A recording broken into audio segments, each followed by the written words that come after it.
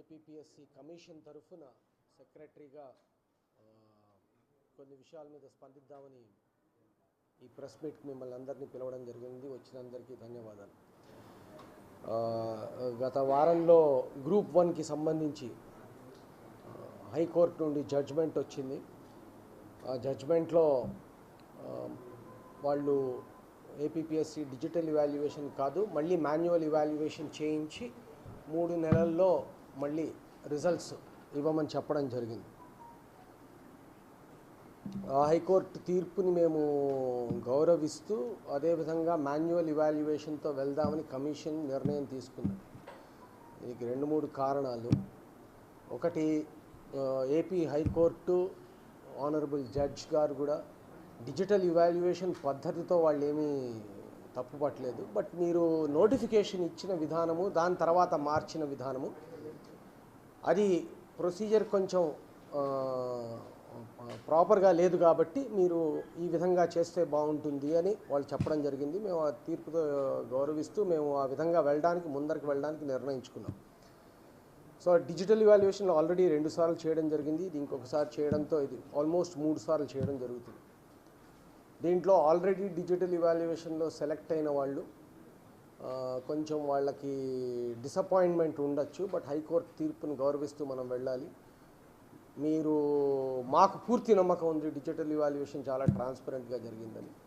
So మీరు బాగా చేశారు కాబట్టి ఐఎమ్ కాన్ఫిడెంట్ దట్ మీరందరూ కూడా హోప్ఫుల్గా ఉండండి. మనము ఈ విధంగా వెళ్తేనే ఈజీగా ఉంటుంది. కొద్దిమంది మాకు ఆ గ్రూప్లో వాళ్ళు కూడా లేదు మీరు అపీల్కి వెళ్ళాలి అవన్నీ అంటే మేము కమిషన్ పర్సే ఒప్పుకోలేదు. ఎందుకంటే మళ్ళీ కోర్టులకు వెళ్తే అది ఎక్కడో లిటిగేషన్లో ఇరుక్కోవచ్చు అని కొన్ని సంవత్సరాలు పట్టచ్చు అండ్ మళ్ళీ ఈ అన్ఎంప్లాయిడ్ యూత్కి వాళ్ళకి మొత్తం డిలే అవ్వచ్చు అన్న దృష్టితో ఇదైతే ఒక 3-4 నెలల్లో మొత్తం కంప్లీట్ చేసి వాళ్ళు కోర్టు మాకు 3 నెలలు టైం ఇచ్చింది. 1 నెల ఇటు అటు అవసరమైతే కోర్టు సమయం తీసుకుని రిజల్ట్స్ని మాన్యువల్గా ఇవాల్యుయేషన్ చేసి as per procedure we will do it. High court ఆ జడ్జ్మెంట్లో ఇంకో విషయం కూడా చెప్పింది. మున్ముందు మీరు డిజిటల్ ఇవాల్యుయేషన్ కన్సిడర్ చేయండి. సో దాని ప్రొసీజర్ ప్రకారం మేము we will go ahead. So digital ఇవాల్యుయేషన్తో ఎక్కడ ఇది చేయలేదు. మేము వెనక అంజు వేస్తున్నట్టు కూడా కాదు. ఇట్స్ నాట్ వెనక అడుగు ఆర్ గోయింగ్ బ్యాక్వర్డ్స్. ఎందుకంటే మొత్తము ఆన్లైను అండ్ విత్ టెక్నాలజికల్ ఇనిషియేటివ్స్తో వీఆర్ మూవింగ్ అహెడ్ కాబట్టి we will continue to do that for APPSC. ఈ ఎగ్జామ్ డిజిటల్ ఇవాల్యుయేషన్ వచ్చిన తర్వాత కొన్ని 2-3 విషయాలు రావడం జరిగింది. దీంట్లో కొద్దిమంది ఏపీపీఎస్సీలో సెలెక్ట్ కాలేని వాళ్ళు యూపీఎస్సీలో సెలెక్ట్ అవ్వడము, దాంతో వాళ్ళు ఈ ఎగ్జామ్ ప్యాటర్న్ ఇది ఇవాల్యుయేషన్ కరెక్ట్ కాదనే వాళ్ళకు ఒక భావన కలగడం. దీంట్లో వాళ్ళందరికీ చెప్పేది నేను ఒక్కటే, ఈ పరీక్షలో వాళ్ళు ఉత్తీర్ణం కాలేనంత మాత్రాన వాళ్ళ కేపబిలిటీ తగ్గిపోదు. పరీక్ష రోజు ఎవరు బాగా చేస్తే వాళ్ళ మీద వెళ్తుంది. ఉదాహరణకి క్రితం సంవత్సరం ఐపీఎస్లో సెలెక్ట్ అయిన వాళ్ళు, ఇన్కమ్ ట్యాక్స్లో సెలెక్ట్ అయిన వాళ్ళు యూపీఎస్సీలో ఈసారి ప్రిలిమ్స్ క్లియర్ చేయలేకపోయారు. అంటే ఈసారి పరీక్ష తప్పని అర్థం కాదు.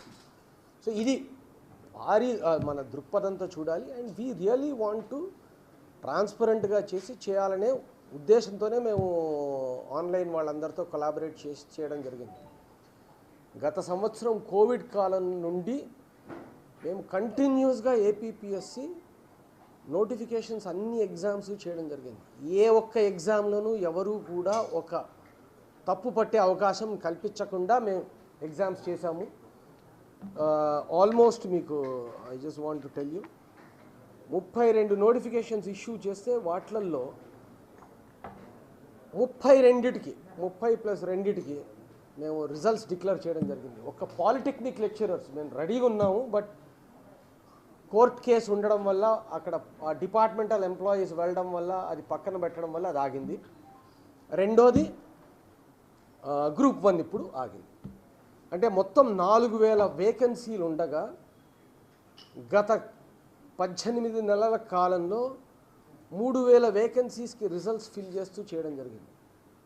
450 క్యాండిడేట్స్ లేక ఖాళీగా ఉన్నాయి. వాటన్నిటికీ ఇప్పుడు మేము నోటిఫికేషన్స్ ఇస్తూ వెళ్తాం.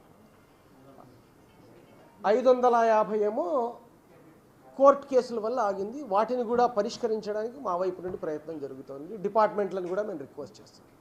గ్రూప్ 1 ఆల్రెడీ హైకోర్టు ఇచ్చిన ఆర్డర్స్ ప్రకారము 3-4 monthsలో మాన్యువల్గా చేయించి we will declare the results and we'll conduct the interviews, because that is what High Court judge said, you declare, publish and conduct interviews. So ఇవన్నీ కూడా collaborating with an outsourced agency, వాళ్ళే question paper set చేస్తున్నారు, వాళ్ళే డైరెక్ట్గా కంప్యూటర్కి. ఎందుచేత అంటే printing of question papers ఆ రోజులు పోయాయి, అవి లీకేజెస్కి వాటికి అవకాశాలు ఉంటాయి. సెకండ్, ఇంతకు ముందర క్వశ్చన్ పేపర్లు సెట్ చేస్తున్నప్పుడు సెక్రటరీ కావచ్చు, ఏపీపీఎస్సిలోని కమిషన్లోని మెంబర్స్ కావచ్చు, చైర్మన్ కావచ్చు, వీళ్ళందరికీ తెలిసే ఆస్కారం ఉంది. అండ్ ఏ కావచ్చు, పొద్దున్నే ఏనా బీనా సీనా అని డిసైడ్, ఇవన్నీ వెళ్ళిపోయాయి.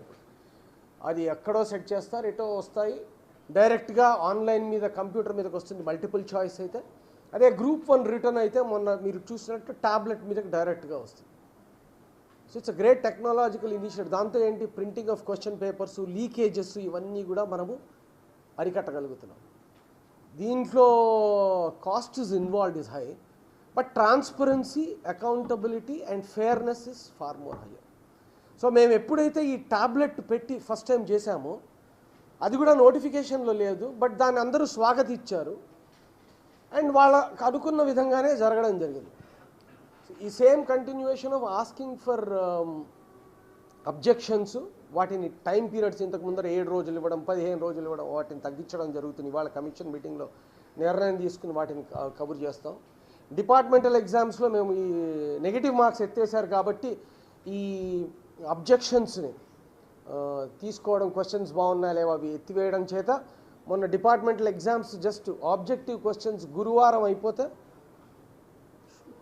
శుక్రవారానికి రిజల్ట్స్ ఇవ్వడం జరిగింది. అండ్ మళ్ళీ ఓన్లీ రిటర్న్ ఎగ్జామ్వి నడుస్తున్న ఇవాల్యుయేషన్స్ అవి కూడా ఇవ్వడం జరుగుతుంది. ఎందుకంటే అది 2 సార్లు చేయడం జరిగింది. ఎందుకంటే ఈ విలేజ్ వాలంటీర్స్ వాళ్ళకి మీరు స్పెసిఫిక్గా పెట్టాలని ప్రభుత్వం కమిషన్ని రిక్వెస్ట్ చేసింది. అండ్ కమిషన్ మెంబర్ అందరూ అగ్రీ అయ్యారు కాబట్టి ఆ విధంగా చేయడం జరుగుతుంది. So APPSC is totally transparent and we want to do and build it like UPSC. అందరూ అన్ని విధాలా సహకరిస్తున్నారు. And we request the candidates, unemployed youth and the media to pass it, అందరికీ పాస్ చేసి ఈ విధంగా చెప్పమని కోరుకుంటున్నాను. ప్రభుత్వం వేకెన్సీస్ని అనౌన్స్ చేసింది. మేము నోటిఫికేషన్స్ ఇవ్వడంలో కొంచెం జాప్యం జరిగింది. దానికి కారణాలు ఒకటి, కొన్ని రిలాక్సేషన్ జీవోస్ రావడము, అంటే సర్టన్ కమ్యూనిటీస్కి వాళ్ళకి అవన్నీ కూడా వచ్చేసాయి. సో ఆల్రెడీ లాస్ట్ వీక్ నుండి ఇస్తూ వెళ్తున్నాము. ఈ వారంలో మేబీ అసిస్టెంట్ ఇంజనీర్స్ ఒక 190 దాకా ఉన్నాయి, అవి కూడా ఇవ్వడం జరుగుతుంది. తర్వాత జూనియర్ అసిస్టెంట్స్ 670 దాకా ఉన్నాయి, అవి కూడా in the next few days we will give it. And group 1, group 2 క్యాలెండర్లో పోస్టులని government, honourable CM has instructed the government to increase the number of post. ఎన్ని వస్తాయో నాకు తెలియదు, వాళ్ళు they are doing an exercise. అవి రాగానే అవి కూడా మేము ఇవ్వడం జరుగుతుంది. అండ్ కంటిన్యూస్గా ఇచ్చుకుంటూ వెళ్ళమని ప్రభుత్వం నుండి ఇన్స్ట్రక్షన్స్. సో అందుకోసమే మేము చేస్తూ వెళ్తున్నాం. కొంచెము డిలే ఎందుకంటే డేట్లు వర్కౌట్ చేసుకోవడము, వేరే ఎగ్జామ్స్ డేట్స్తో క్లాష్ కాకుండా ఉండడము, అండ్ అందరి ఇంట్రెస్ట్ని పెట్టుకుంటూ వెళ్ళేందుకు ప్రయత్నం. మా వైపు నుండి ఇది ఏపీపీఎస్సి కమిషన్ తరఫున. మీరు ఎవరైనా ఏమైనా అడగాలంటే అడగచ్చు, ఏ విషయమైనా అడగచ్చు.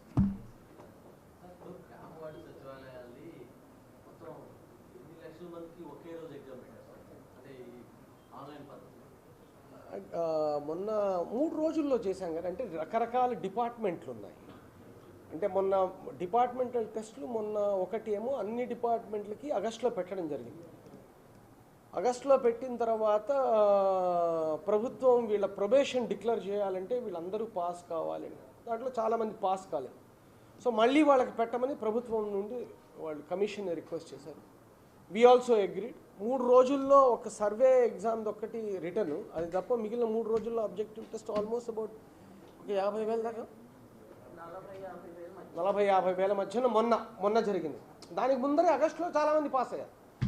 ఈ 40-50 వేలలో కూడా మెజారిటీ వరకు ఎంతమంది నాకు పాస్ అయ్యారు ఆబ్జెక్టివ్ నాకు పర్సంటేజ్ నా దగ్గర లేదు, బట్ అనుకున్నంత వరకు పాస్ చేయడం జరిగింది. సో పాస్ అయిన వాళ్ళందరికీ వాళ్ళ probation October 1st October 2nd the government wanted to declare.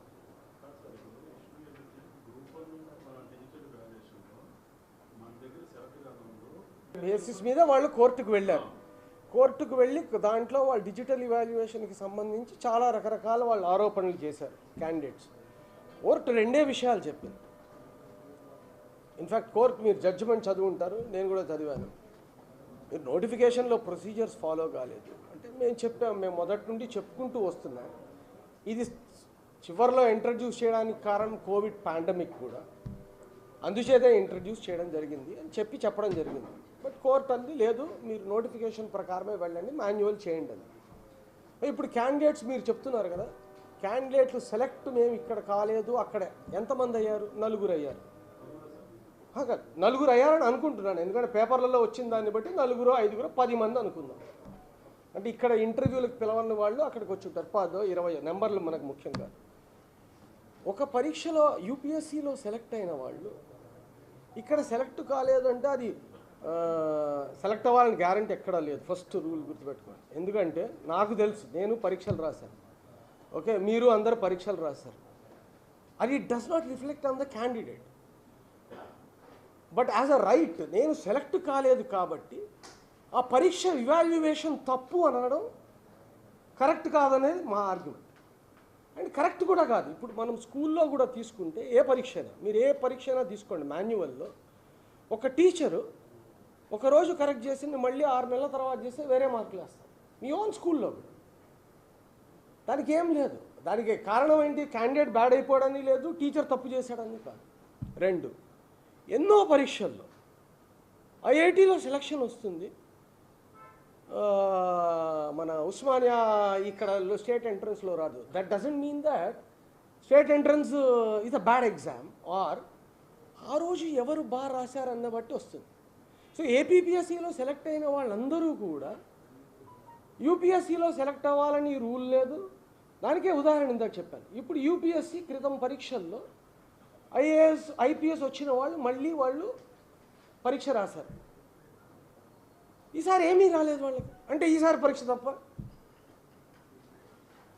So మనము దాని బేసిస్లో యూ కాంట్ జడ్జ్.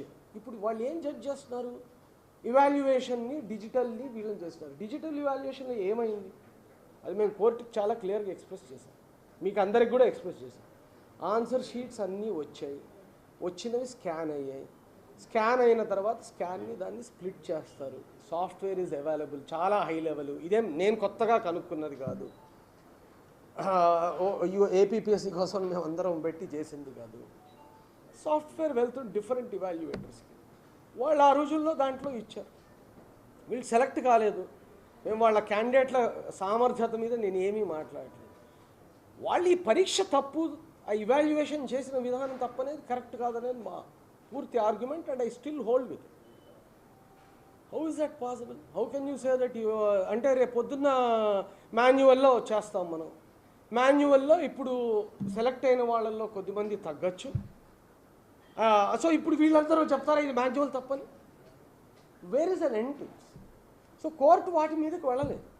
కోర్టు ఏమంది? మీరు నోటిఫికేషన్ పద్ధతి ప్రకారం చేయలేదు, మీరు నోటిఫికేషన్ ప్రకారం చేయండి. వాళ్ళు డిజిటల్ ఇవాల్యుయేషన్ తప్పు అని అయింటే మీరు నెక్స్ట్ టైం డిజిటల్ ఇవాల్యుయేషన్ ఆలోచించండి అని సలహా ఇవ్వాల్సిన అవసరం లేదు. 2, క్యాండిడేట్స్ వీళ్ళందరూ ఇంకోటి ఏం చెప్తున్నారు? ఇదంతా ఏదో కుమ్మక్కైపోయి చేశారు అని చెప్పి.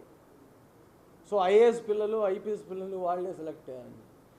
ఒక 10 మంది ఐఏఎస్ ఆఫీసర్లు ఐపీఎస్ ఆఫీసర్లు పిల్లలు సెలెక్ట్ అయితే 30 మంది సెలెక్ట్ అవ్వని వాళ్ళు నా బుర్ర తింటున్నారు. దానికి ఎవరికి చెప్తా? So I'm not finding criticising them. Select కాని వాళ్ళ బాధ నేను అర్థం చేసుకోగలను. అలా అని పరీక్ష మొత్తం తప్పు, మీరంతా చేసేది కరెక్ట్ కాదు అనడం అయితే కరెక్ట్ కాదు.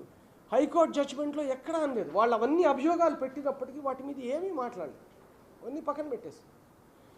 సో వాళ్ళు ఒకటే పద్ధతి మీద వెళ్ళారు, దాని పద్ధతిలోనే చెప్పారు. మేము దాన్ని స్వాగతిస్తున్నాం. ఎందుకంటే ఓకే, మేమే కమిషన్ ఏమనుకుందంటే ఓకే ఇంకొక అవకాశం. సో దీని మీద మాకు 2 ఆప్షన్స్ ఉన్నాయి.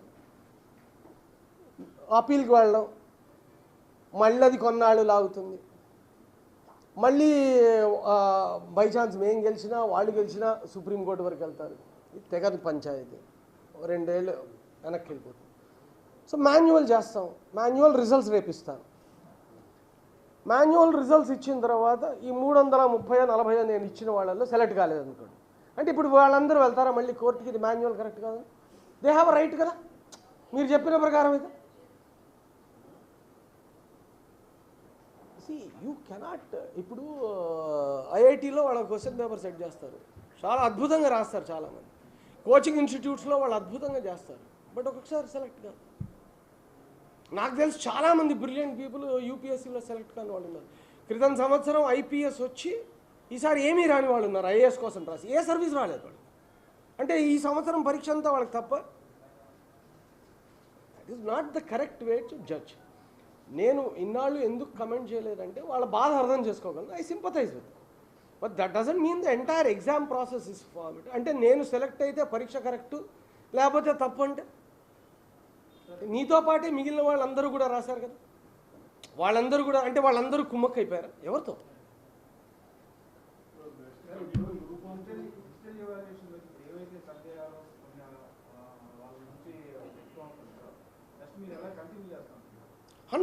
Court it self said go head. అంటే వాళ్ళ సందేహాలు ఏంటో వాళ్ళు ఉందని నేను చూశాను. వాళ్ళు ఏమంటున్నారు, మాకు చూపించండి, ఆన్సర్ షీట్లు పెట్టండి, మాకు మార్కులు పెట్టండి. అవన్నీ it's not possible. Commission will not agree to any of these things. Know where it is done. You will put the marks. ఇంకా మీ ఒక ఆన్సర్ షీట్ నేను రాస్తానండి, మీరు ఒక విధంగా ఎవాల్యుయేట్ చేస్తారు, ఆయన ఇంకో విధంగా ఎవాల్యుయేట్ చేస్తారు, సాంబశివరావు గారు ఇంకో విధంగా ఎవాల్యుయేట్ చేస్తారు. అవునా కదా? అంటే ముగ్గురు కరెక్ట్ చేశారా తప్పు చేశారా?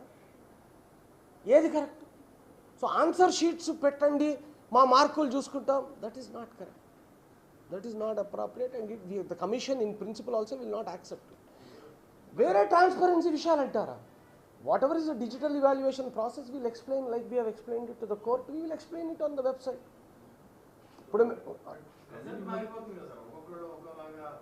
ఇప్పుడు అంతే కదా. ఇప్పుడు కాదు, యూపీఎస్సీ ఇస్ మాన్యువల్ ఇవాల్యుయేషన్.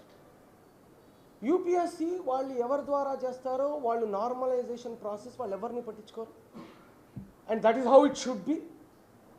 వాళ్ళు ఇప్పుడు ఇక్కడ సెలెక్ట్ కాని వాళ్ళందరూ వెళ్ళి యూపీఎస్సీకి మేము సెలెక్ట్ కాలేదు, క్రితం సార్ ప్రిలిమ్స్ రాసాము అంటే యూపీఎస్సీ పట్టించుకుంటుంది అనుకున్నారా? ఇక్కడ అన్ఫార్చునేట్లీ వాళ్ళు ఏదో డౌట్ పడుతున్నారు ప్రతిసారి యూపీఎస్సీ మీద. ఇప్పుడు మీరు ఎంతమంది రాశారు వాళ్ళని అందరినీ అడగండి, ఒక్కొక్కళ్ళని ఇండివిజువల్గా తీసుకుని. మేము ప్రిలిమ్స్లో సెలెక్ట్ కాలేదు అంటే వెళ్ళిపోయి వేసేస్తారా? ఏమండి మీ ప్రిలిమ్స్ పేపర్ కరెక్ట్ కాదు, or UPSC mains paper manual అంటే అది కరెక్ట్ కాదా? There is no end to it. నాకు వస్తుందో లేదో నేను ఎట్లా చెప్పగలను? డిజిటల్ మాన్యువల్ చేయమని కోర్టు ఇచ్చింది, will follow it and we will look at it. Any answer sheet it can be corrected by anyone. You can bring from anyone to anyone. Same నేనే ఒక 6 నెలల క్రితం correct చేసిన దానికి 6 నెలల తర్వాత correct చేసిన దానికి మార్పు ఉంటుంది. అదే మాన్యువల్ ఇవాల్యుయేషన్. మరి మీ టీచర్లు మీరు స్కూళ్ళల్లో చదువుకున్నారు, మీకు అందరికీ తెలిసిన విషయం. అదే మార్కు వేస్తారని మీరు వేయగలరని మీరు గ్యారంటీ చెప్పగలరా?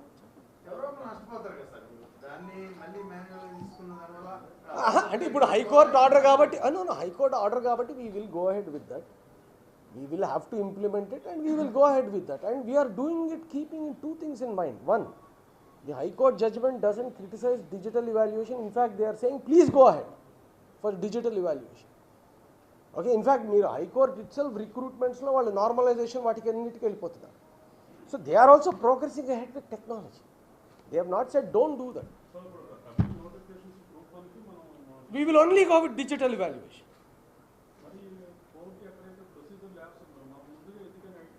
అంటే కాదండి, కోర్టు ఈ నోటిఫికేషన్ చాలా సంవత్సరాల క్రితం వచ్చింది. ఓకే, వచ్చిన తర్వాత నోటిఫికేషన్ వచ్చిన తర్వాత మనం ఎగ్జామ్ చేయడానికి ప్రిలిమ్స్ 2 సార్లు వెళ్ళడము డిలే అయింది. చేసి మనం మాన్యువల్తో వెళ్దాం అనుకున్నప్పుడు ఈ పాండమిక్ రావడం జరిగింది. అప్పుడు we thought this is the best way. And digital evaluation మీద వెళ్తున్నాము అంటూ పరీక్షకు ముందర నుండి చెప్తూ వచ్చాం.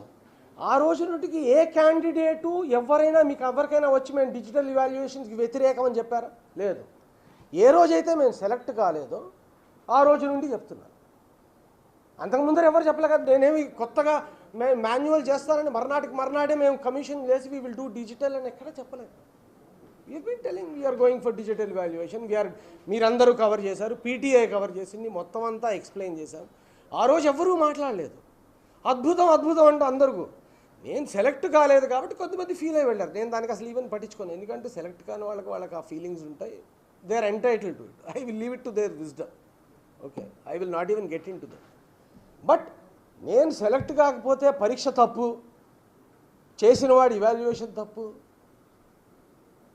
ఇన్ని అభియోగాలు చేశారు, ఇది చేశారు అది చేశారని. మేము వీ హ్యావ్ గివెన్ మొత్తం ఇవాల్యుయేషన్, మొత్తం డేటా ఎవరు చేశారు, ఏం క్వాలిఫికేషన్స్ మొత్తం అంతా కూడా we have given it. I got written it back and said, no, go through this. And that is why they said, okay, you go through the process. Only problem was, మీరు టెక్నికల్గా అది follow కాలేదు కాబట్టి. I said, we have done that because pandemic వల్ల. So that is how we went. So, see, I can say very clearly, the commission's conscience is very clear. మేము చాలా ట్రాన్స్పరెంట్గా చేసాం, చాలా ఫేర్గా చేసాం. బట్ అన్ఫార్చునేట్లీ ఏదో ఒడుదుడుకులు కొంచెం బ్యాక్ స్టెప్స్ వస్తుంటాయి. దాంతో we're not going to be demoralised. We will go ahead and court also said he's go ahead and we will start from every notification. We will go with digital notifications and then we will see.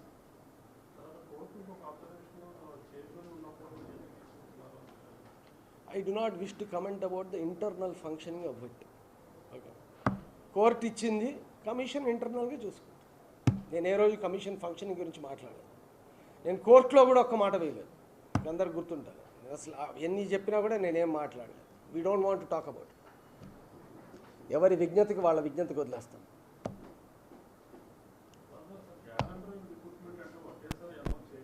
మీరందరూ అర్థం చేసుకోవాలి, ఒక ప్రయత్నం జరుగుతోంది calendar ఇవ్వడానికి. Okay, ఇది ప్రథమంగా.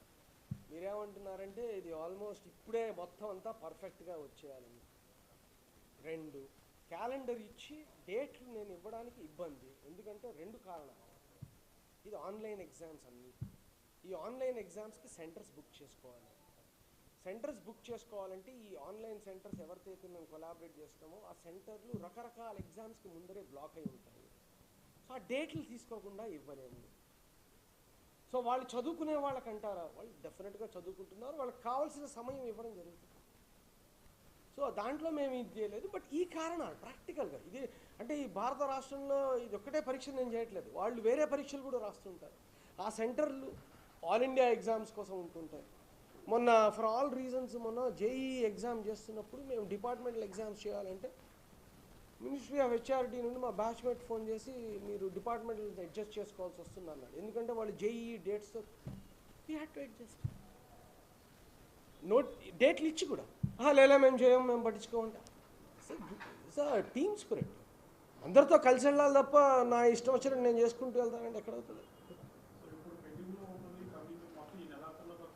నేను అలా చెప్పలేదు. నేను అన్నీ ఇచ్చుకుంటూ వెళ్తాను. స్టార్ట్ చేసాం, ఇచ్చుకుంటూ పోతాము, డేట్లు ఇచ్చుకుంటూ పోతాం. డేట్లు నేను ఇన్ఫ్యాక్ట్ తర్వాత ఇస్తాను, అప్లికేషన్స్ తీసుకుంటున్నాను, ఇచ్చుకుంటూ పోతాం. ఈ నెలకి ఇస్తారా, ఇప్పుడు నాకు ఇవ్వకపోగానే రేపు పొద్దునే మీరు నిలబడి మీరు ఇవ్వలేదు, హామీలు బ్రేక్, ఇవన్నీ లేవు. See the government is committed. See commission is an independent body, constitutional status. However commission depends on the government for 2 reasons. పోస్టులు వాళ్ళు ఇవ్వాలా, నా అంతటి నేను ఇచ్చుకుంటూ వెళ్ళిపోలేను. మెంబర్లు చైర్మన్లు కూర్చేసుకుని ఓకే మనం ఇవాళ ఒక 1000 పోస్టులు అనౌన్స్ చేద్దామంటే అట్లా కుదరదు. The vacancies have to come from the government. వాళ్ళు చేస్తున్నారు. వాళ్ళు దెన్ వచ్చిన తర్వాత డేట్లన్నీ అందరితో కోఆర్డినేట్ చేసుకుని చేయాలి. You must understand that covid పీరియడ్లో 3000 పోస్టులు అక్రాస్ ద కంట్రీ ఎవరు ఇవ్వలేదు. Across the country. ఎందుకంటే నేను రాసి వేరే కమిషన్స్తో మాట్లాడాను. We're not saying it is our responsibility. ఇదే పెద్ద it is our responsibility without a single complaint. Even group 1 మీ క్వశ్చన్ పేపర్ మీద ఎక్కడా ప్రాబ్లం లేదు. ఆన్సర్ మీద సెలెక్ట్ కాని వాళ్ళు దే ఆర్ థ్రోయింగ్ డౌట్స్ అని. దానికి ఏముంటుంది. అండ్ నేను యూపీఎస్సీ ఫస్ట్ టైం రాశానండి, నాకు 584 వచ్చింది. ఓకే, నేను I wrote with sociology and Telugu లిటరేచర్లో చాలా తక్కువ వచ్చింది. ఓకే, ఇంకొద్ది మందికి ఎక్కువ వచ్చింది. అంటే ఇక నేను తెలుగు లిటరేచర్ రాసిన వాళ్ళ ప్రొఫెసర్ తప్పని చెప్తాను. నెక్స్ట్ టైం ఆప్షనల్ మార్చుకున్నాను, రాశాను, ర్యాంక్ వచ్చింది, అయిపోయింది. We never use to think like that. దాని మీద నడుస్తుంది already. As of no the GO ఇచ్చింది, దెర్ ఆర్ నో ఇంటర్వ్యూస్. గవర్నమెంట్తో మాట్లాడాలి కొన్ని విషయాల మీద, మాట్లాడుతుంది. Already as per the GO there are no interviews. నేను సజెషన్లు ఇవ్వడానికి ఇక్కడ లేదు. We're going to implement commission. కమిషన్ని తీసుకున్న నిర్ణయాలు ఇంప్లిమెంట్ చేయడం అంతేనా. On behalf of the commission, that is I'm speaking. Government Panchamanch already the Honorable CM has instructed, they are working on it. And Group 1, Group 2 రెండు అని నాకు తెలియదు. సరే నేనే చెప్తున్నాను, గవర్నమెంట్ ఇవ్వాలా, వాళ్ళకి వాళ్ళ ఓని ఉంటాయి, వాళ్ళంతటా వాళ్ళే. ఇప్పుడు Group 1 రెవెన్యూ వాళ్ళు ఇచ్చేసుకుంటూ మేము ఇన్ని RDO అని చెప్పలేదు. ఓవరాల్ పిక్చర్సు, ప్రమోషన్స్, IASలోకి రావడాలు, దెన్ ఫైనాన్స్ కన్కరెన్సీ, ఇవన్నీ చాలా ఉంటాయి.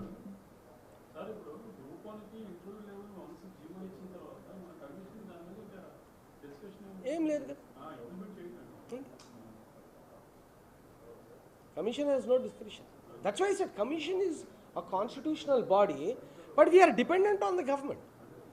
బడ్జెట్కి మేము గవర్నమెంట్ మీద డిపెండెంట్, మా అంతటా మేము ఏదో రెవెన్యూ రేజ్ చేయట్లేదు. Whatever money comes do it to the government. Okay, and we're going to be, అందరికీ కూడా నేను ఒకటే చెప్తున్నాను, we have done every exam. నాకు తెలిసి నేను ఫేర్గా, ట్రాన్స్పరెంట్గా, and there is no pressure on the commission to do this way or that way from anyone. We are doing it fairly, transparently, and for the interests of the unemployed. Okay.